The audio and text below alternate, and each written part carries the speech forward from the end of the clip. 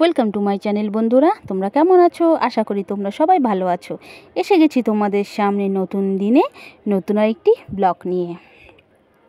Good morning বন্ধুরা, সকাল সকাল আজকে বেরিয়ে পড়েছি। দেখো কোথায় যাচ্ছি বলো তো। আসলে আমাদের এখানে যে কালী পুজো হয়, শকুন্তলা কালী পূজা, সেইখানে সবাই জল ঢালতে এসেছিলো। তো আমি চলো তোমাদেরকেও একটু দেখাই। তো তার জন্য সকালবেলায়, সকাল বলতে একদম ভোরবেলাতেই বেরিয়ে পড়েছি 5টার আগে। দেখো তারা মন্দিরের কাছাকাছি চলে আসলাম। কত লোকজন! আসলে এখানে খুবই জাগ্রত শকুন্তলা কালী ঠাকুর মায়ের পুজো। তো সেইখানেই সবাই জল ঢালতে আসছে। দেখো লাইন হয়ে অনেক অনেক রাত ভরে সবাই সারা রাত জল দিয়ে গেছে এবং এখন ভোরবেলা হয়েছে, এখনও এত পরিমাণ ভিড়। আসলে বাঙালির সর্বশ্রেষ্ঠ সর্বোৎসব যেমন দুর্গাপুজো, আমি বলবো কোন্নগরের সর্বশ্রেষ্ঠ সর্বোৎসব হচ্ছে এই শকুন্তলা কালীবাড়ি পুজো। এই যে দেখো মন্দিরে সবাই একটা লাইন দিয়েছে, মানে লাইন এতটাই বড়, চারিদিক দিয়ে লোক হয়। আর সেই রাত থেকে সব জল ঢালছে। আর রাত্রি 12টা থেকে মোটামুটি ধরো যারা এসে লাইন দিয়েছে তারা এই ভোর 5টা সাড়ে 5টায় বাড়ি যাচ্ছে, এরকম হয়ে যাচ্ছে, এত লাইন। তো চলো ওই পেছন দিকটাও একটু নিয়ে যাই তোমাদের। ওই মন্দিরের ভেতর ওদিক দিয়ে যাচ্ছে, ঢুকছে, গিয়ে জলটা দিয়ে এবার মোমবাতি ধূপকাঠির জন্য পেছনের জায়গা আছে, পেছন দিকটাতে। যে এদিকে চলো, এদিকে দেখো লোক, চারিদিকে লোক যেখানে নিয়ে বসছে মোমবাতি ধূপকাঠি দিচ্ছে। চলো এবার আরও চারিদিকটা তোমাদের দেখাচ্ছি।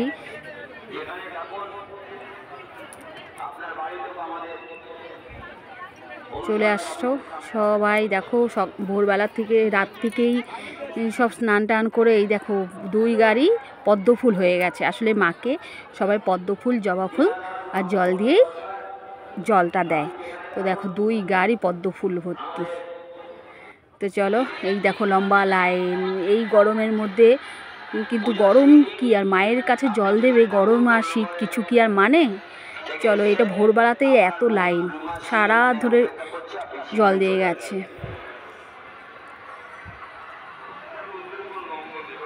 জলটা কিন্তু সবাই গঙ্গা থেকেই নিয়ে আসছে। চলো, এবং কি শুধু জল দিচ্ছে তাও নয়, এই বা দণ্ডিও কাটছে। দেখো সারা রাত এরকম মানুষ ঠাকুরের কাছে জল দিয়ে গেছে এবং যার যেরকম মানসা আছে সেইভাবে দণ্ডিও কাটছে। চলো এবার জলটা কোথা থেকে আনছে আমি তোমাদের সেটাও দেখাচ্ছি। এই যে গঙ্গা, আসলে গঙ্গায় অনেকগুলি ঘাট আছে অবশ্য, সেই প্রতিটা ঘাটে এত পরিমাণ ভিড়। আর প্রতিটা ঘাটে আমার এই মুহূর্তে যাওয়া সম্ভব না। এখন দেখো সকাল 6টার মতন বাজে, সূর্যটা কেমন উঠেছে, আর এই যা গরম পড়েছে তাতে এত মানুষ। এখনও যে কত বেলা 12টা অবধি মোটামুটি জল দেওয়া হবে, কাল রাত 12টা থেকে আজ সকাল 12টা অবধি। তবু দেখো লোকের ভিড় সংখ্যা কমছে না। তো আমি তোমাদের একটি ঘাটেই নিয়ে আসলাম। দেখো এখানে স্নান করে খালি পায়ে জল দিতে চলে যায়। তো এখন এই 6:30টার মতন বাজে। এবার আমি, রোদটা উঠে গেছে যেহেতু আর পাচ্ছি না, এবার বাড়ির দিকে যাই। বাড়িতেও টুকটাক তো সব কাজই আছে। চলো এবার বাড়িতে এসে খাবার দাবারের সকালের ব্যবস্থা করলাম। আসলে প্রথমে ভেবেছিলাম যে একটু ছাতু খাবো, তো ছাতু বাড়ন্ত ছিল জন্য ওর বাবা বললো তাহলে একটু ময়দা আছে লুচি করে ফেলো। তো এই ছেলেকেও লুচি করে আগে ওকে দিয়ে দিলাম। আর খিদা পেয়ে গেছে, আসলে ভোরবেলার দিকে ঘুম ভেঙে যাচ্ছে তো গরমের কারণে, তো আর বেলা হতে হতে খিদা পেয়ে যাচ্ছে। তো ছেলেকে আপাতত চিনি দিয়েই লুচি দিয়ে দিলাম। আর আমি নিয়েছিলাম দেখো কলা, ঠাকুরকে আসলে পূজা দিয়েছিলাম, ভোগ নিবেদন করেছিলাম কলা দিয়ে। তো ভাবলাম যে এই কলাগুলো দিয়েই লুচি খাওয়া হয়ে যাবে। তো এই নিয়ে সকালে এই খাবার দাবার। তারপরে একটু চালটাও বেশি করে একটু আজকে ভাতটা বসালাম, চালটা এই জন্য বেশি করে নিলাম। এই যা গরম পড়েছে তাতে রাতে ভাবছি একটু জল দেওয়া ভাতই খাওয়া হবে। তো একটু চালটা বেশি করে নিয়ে ভাতটা বসিয়ে দিলাম।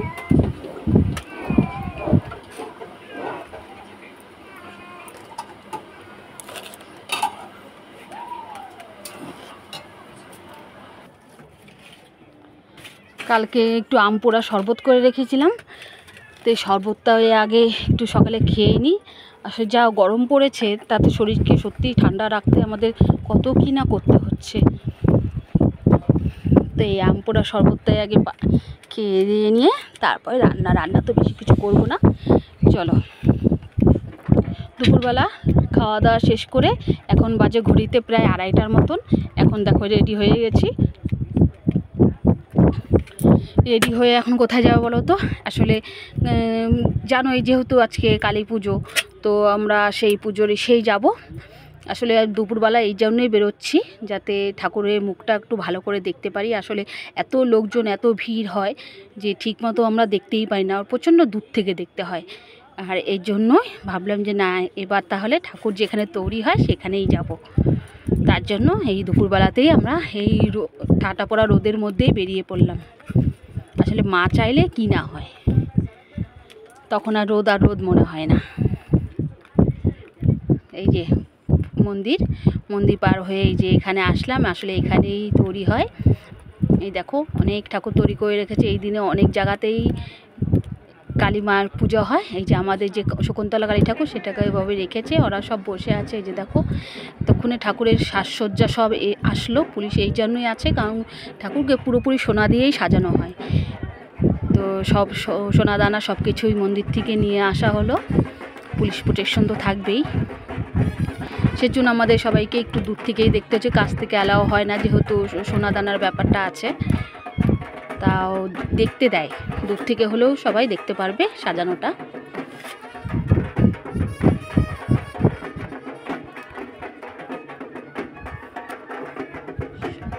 বাজনা বাজিয়ে ঠাকুরের সব কিছু সরঞ্জাম নিয়ে যাওয়া হচ্ছে।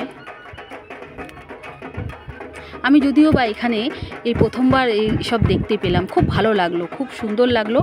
আর শকুন্তলা কালী ঠাকুরের সত্যি মহিমা, যারা সত্যি মনস্কামনা পূরণ করেছে তারা প্রত্যেকে জানে। যে কাঠামোটা দেখো, কাঠামোটা নিয়ে যাচ্ছে গঙ্গায়, একটু ডুবিয়ে নিয়ে আসবে। এই কাঠামো করেই মাকে নিয়ে যাওয়া হবে।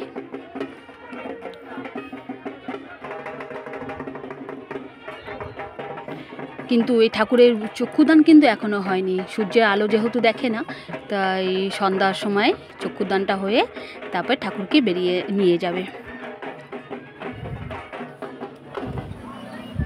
ঠাকুরকে সাজাতে বসেছে।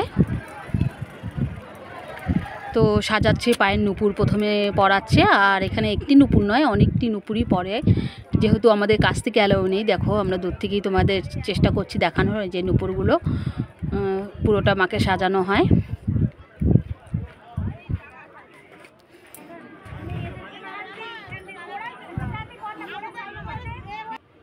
এই যে মাকে বিছাটাও পরানো হয়ে গেল। চলো এবার এখানে আর দাঁড়িয়ে থাকা যাচ্ছে না, আমরা একটু দূরে গেলাম। আসলে এত গরম আর এত লোকজন আসছে যে দেখো কত লোকজন।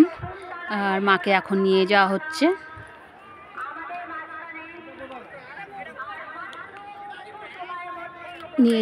ফুল বাতাসা সব বিছিয়ে দেওয়া হয়। আর এই ঠাকুর কিন্তু কখনো সূর্যের মুখ দেখে না, তাই রাতে নিয়ে যাওয়া হচ্ছে এবং সারা রাত পুজো হয়ে ভোরবেলাতে তাকে বিসর্জন দিয়ে দেওয়া হবে। এই একটা কতক্ষণের জন্য সারাটা বছর মানুষ অপেক্ষা করে থাকে এই শকুন্তলা কালী ঠাকুরের জন্য। এই দেখো ফুল বাতাসা সব দিচ্ছে।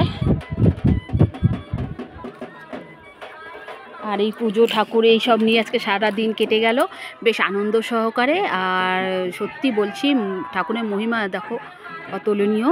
আর মাকে দেখতে এত সুন্দর লাগে, দেখো সোনা দিয়ে পুরো ভরা। যাই হোক, আমার ব্লগটি তোমাদের কেমন লাগলো তোমরা অবশ্যই কমেন্ট করে জানাবে। ভালো লাগলে লাইক করবে, শেয়ার করবে, অবশ্যই সাবস্ক্রাইব করবে। এবছর হলো 135তম বছর মায়ের পুজো। কেমন লাগলো অবশ্যই তোমরা কমেন্ট করে জানাবে। আজকের মতো আমি এখানে শেষ করলাম। তোমরা সবাই ভালো থেকো, সুস্থ থেকো।